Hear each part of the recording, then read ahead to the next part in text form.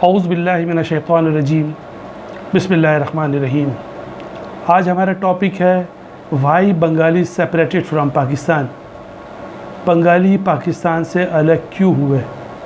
यकीनन ये ऐसा मौजू है कि इंडिया और पाकिस्तान और बांग्लादेश के तकरीबन 175 करोड़ लोगों को इससे दिलचस्पी होगी, और ख़ुसूसन उन 40 करोड़ लोगों को तो ज़रूर दिलचस्पी होगी जो पाकिस्तान और बांग्लादेश में रहते हैं।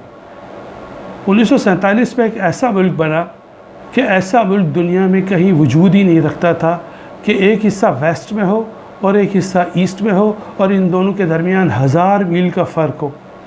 1000 मील का मतलब 1600 किलोमीटर। लेकिन चूँकि ये मजबूरी थी और ये मुल्क बना।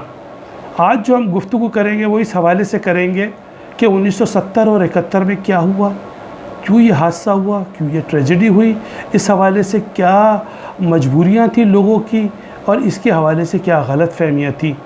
और आखिर में हम फैज़ अहमद फैज़ का शेर पढ़ेंगे। बड़ा खूबसूरत शेर था और इस तरह हमारी गुफ्तगू इख्तिताम पजीर होगी। तो पहले हम बात कर रहे हैं कि 1970 और 71 में क्या हुआ था।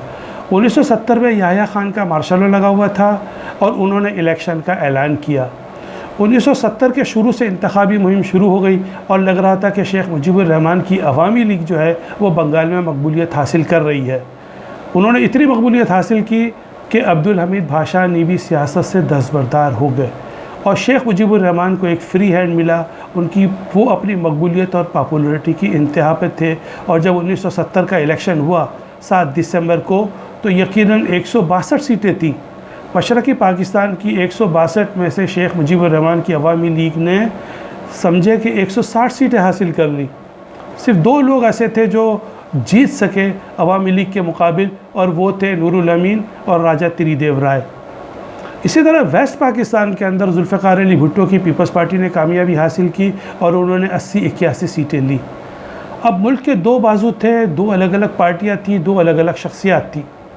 मुजीब की अवामी लीग का कोई नुमाइंदा मगरबी पाकिस्तान में नहीं जीता था और जुल्फ़िकार अली भुट्टो की पीपल्स पार्टी का कोई नुमाइंदा बंगाल से नहीं जीता था। लिहाजा 2 अलग अलग मफादात थे, 2 अलग अलग पार्टियाँ थी और हमने कहा कि 2 अलग अलग शख्सियात थी। इन दोनों के दरमियान आइन साजी के हवाले से बातचीत हो रही थी और याह्या खान ने यह भी ऐलान किया कि शेख मुजीबुर रहमान मुस्तकबिल के प्राइम मिनिस्टर होंगे पाकिस्तान के। लेकिन बातचीत आगे न बढ़ सकी। शेख मुजीबुर रहमान ने इलेक्शन जीता था 6 नुकात की बुनियाद पे। उसमें यह था कि पैरामिलिट्री फ़ोर्स होगी, दोनों हिस्सों के अकाउंट्स अलग अलग होंगे और दोनों हिस्सों को इजाज़त होगी कि वो चाहें तो आज़ादाना तौर पे किसी भी मुल्क से तिजारत कर सके। मगरबी पाकिस्तान के कुछ खदशात थे और बात बनी नहीं, और यूँ याह्या खान ने जो असम्बली का इजलास बुलाया था 3 मार्च को, वो उन्होंने मुलतवी कर दिया। इजलास के इल्तिवा से बंगालियों को ये लगा कि मगरबी पाकिस्तान के लोग उन्हें इक़्तिदार देना नहीं चाहते, वेस्ट पाकिस्तान के लोग उन्हें ग़ुलाम बना के रखना चाहते हैं, और यूँ बंगाल के अंदर हंगामे फूट पड़े। और मार्च का पूरा महीना तकरीबन 25 मार्च तक ये शेख मुजीबुर रहमान की अमलन हुकूमत रही और वही बंगाल को रूल कर रहे थे। 25 दिसंबर 1971 को याह्या खान ने एक आखिरी कोशिश की और शेख मुजीब से मुलाकात की, लेकिन बात न बनी और फिर याह्या खान वापस आ गए और इसके बाद पाकिस्तानी फ़ौज का ऑपरेशन शुरू हुआ 25 मार्च 1971 से। इसके बाद शेख मुजीबुर रहमान को गिरफ़्तार करके मगरबी पाकिस्तान ले आया गया। बंगाल के बड़ी तादाद के लोग और बंगाल के जो रहनुमा थे, जो उनके मेंबर्स ऑफ पार्लियामेंट थे, वो चले गए इंडिया। इस तरह ये मार्च से लेकर नवंबर दिसंबर तक सिलसिला चलता रहा और नवंबर दिसंबर में इंडिया और पाकिस्तान के दरमियान एक जंग शुरू हो गई। पाकिस्तानी फ़ौज जो थी वो अपने मरकज़ से 1000 मील दूर थी और उनके पास सप्लाई लाइन मुनक़ता थी। एक लिहाज से वो घेरे में आ गए थे और यूँ 16 दिसंबर 1971 को जो मशरक़ी पाकिस्तान था वो बांग्लादेश बन गया। कुछ वो खिंचे खिंचे रहे, कुछ हम खिंचे खिंचे रहे, इसी आशिकी में टूट गया रिश्ता चाह का। अब सवाल ये पैदा होता है कि ये सब क्यों हुआ। जैसा कि हमने कहा, मजबूरी। पहली मजबूरी तो ये थी कि 2 खित्ते अलग अलग इलाक़ों में वाक़ थे। दुनिया में कोई ऐसा मुल्क नहीं है कि एक खित्ता अलग हो और दूसरा खित्ता अलग हो। दोनों खित्ते के लोगों की ज़बान, उनकी बातचीत, उनका रंग और रूप, उनका खाना पीना उनका रहना सहना बिल्कुल अलग था। एक चीज़ कॉमन थी और वो था इस्लाम। दोनों खित्ते के लोगों की अक्सरियत मुसलमानों पर मुश्तमिल थी, लेकिन जब कौमियत की बात आ गई और जब मफादात की बात आ गई तो इस्लाम पीछे रह गया और मफादात आगे आ गए। अब आप ये देखें कि मजबूरियाँ क्या थी। अंग्रेज़ों की मजबूरी ये थी कि वो जल्द अज जल्द हिंदुस्तान से जान छुड़ा के जाना चाहते थे। पहले इनकी ख्वाहिश थी कि हिंदुस्तान मुत्तहिद रहे, लेकिन ये बात जब न बन सकी तो और मुस्लिम लीग और कांग्रेस दोनों इस बात पर मुत्तफिक हो गई कि तकसीम होनी है, तो उन्होंने कहा ठीक है जी, 2 मुल्क बनने।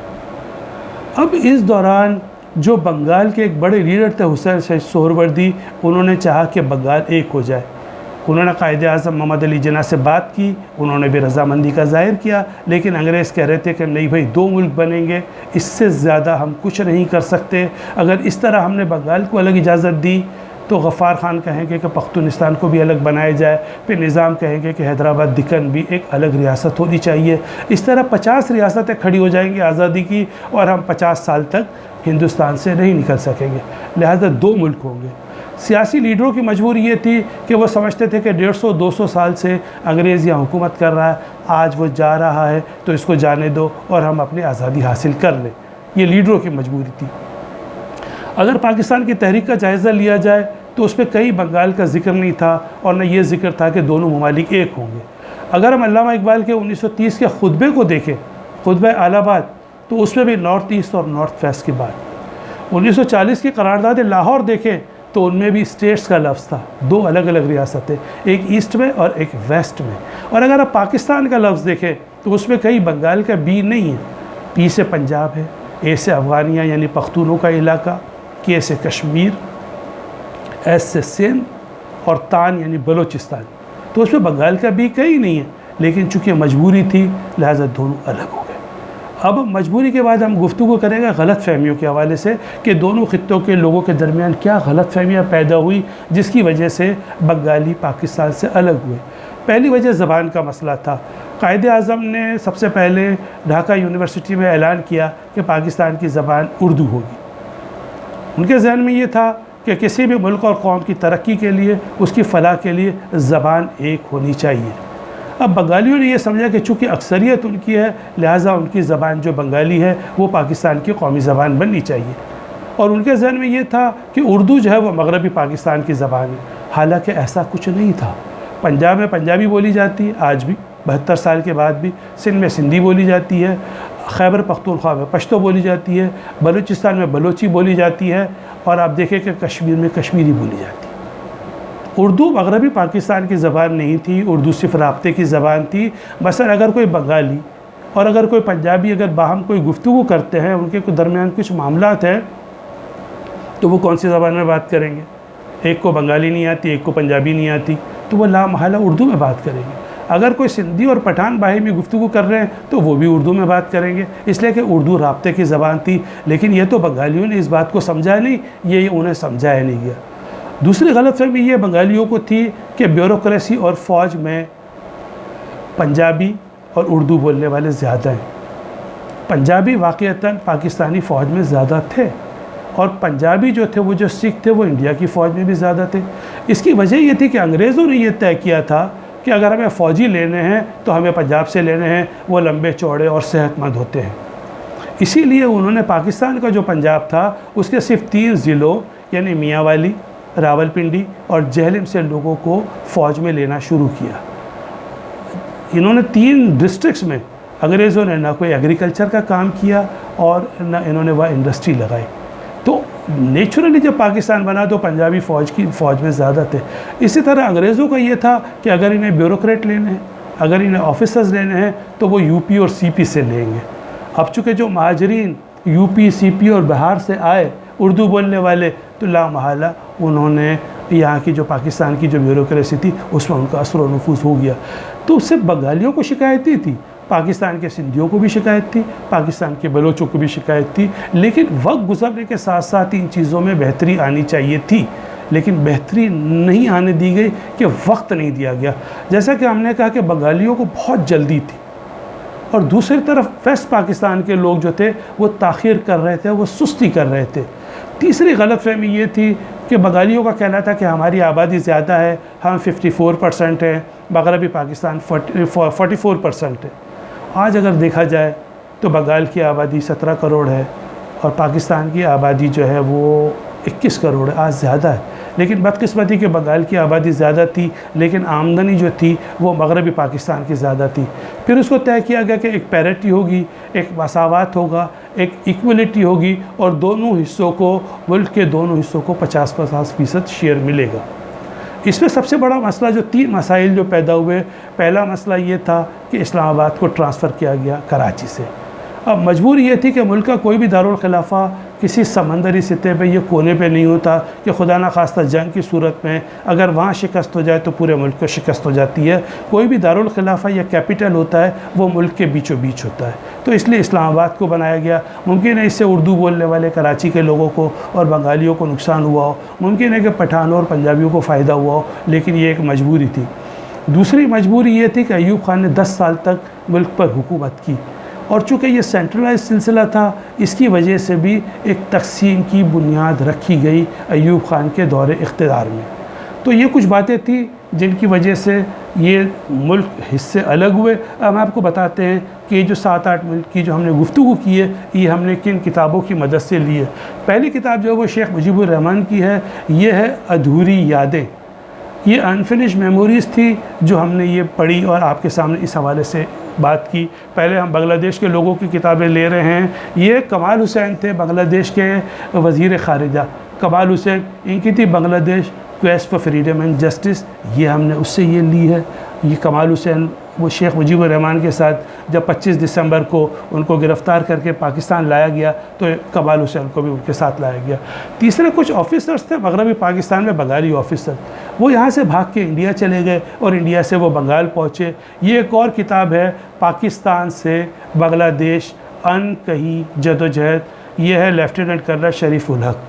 ये किताबें 3 जो हैं वो बंगालियों की हैं और ये 3 किताबें पाकिस्तानियों की हैं। मैंने ढाका डूबते देखा, ये सिद्दीक सालिक की किताब थी, विटनेस टू सरेंडर, इसका ये उर्दू तर्जुमा है। बंगाल में जो जनरल न्याजी थे उनके बाद जो उनके सेकंड मेजर जनरल थे राव फरमान अली ख़ान, उनकी किताब थी हाउ पाकिस्तान गॉट डिवाइडेड। तो ये किताब ऑक्सफोर्ड ने शाया की है, तो ये किताब भी हम आपके सामने पेश कर रहे हैं। और आखिर में हम जो है वो पेश करेंगे फैज़ अहमद फैज़ का शेर, तो ज़रा आखिर तक आप हमारे साथ बने रहिएगा। और एक किताब है ढाका यूनिवर्सिटी के वाइस चांसलर थे और रास्ता यूनिवर्सिटी के vice chancellor doctor Syed Sajjad Hussain, professor doctor Syed Sajjad Hussain, इनकी किताब शिकस्त आरज़ू जब पाकिस्तान दोलख्त हुआ, ये भी अंग्रेज़ी से उर्दू तर्जुमा की गई है। पाकिस्तानियों की नज़र में 16 दिसंबर 1971 को चैप्टर क्लोज़ हो जाता है। लेकिन इसके बाद जो पाकिस्तान के हामी थे उनके साथ क्या हुआ, ये प्रोफेसर साहब ने जो ढाका यूनिवर्सिटी के वाइस चांसलर थे ये बयान किया। ये किताबें वन साइडेड हैं, दोनों ने अपना अपने नुक्ते नज़र पेश किया, लेकिन एक किताब है बड़ी गैर जानिबदारी के साथ और ये है शर्मिला बोस की किताब dead recording memories of 1971 Bangladesh war. इस किताब में बड़ी गैर जानिबदारी के साथ हक़ाइक़ बयान किए गए हैं, दोनों तरफ के नुक्ते नज़र को इसमें समोने की कोशिश की गई है। और आखिर में हम पढ़ रहे हैं फैज़ अहमद फैज़ का शेर जो दोनों मुल्कों के हवाले से है। हम के ठहरे अजनबी इतनी मदारातों के बाद फिर बनेंगे आशना, कितनी मुलाकातों के बाद कब नज़र आएगी बेदाग सब्ज़े की बहार, खून के धब्बे धुलेंगे कितनी बरसातों के बाद। बहुत शुक्रिया।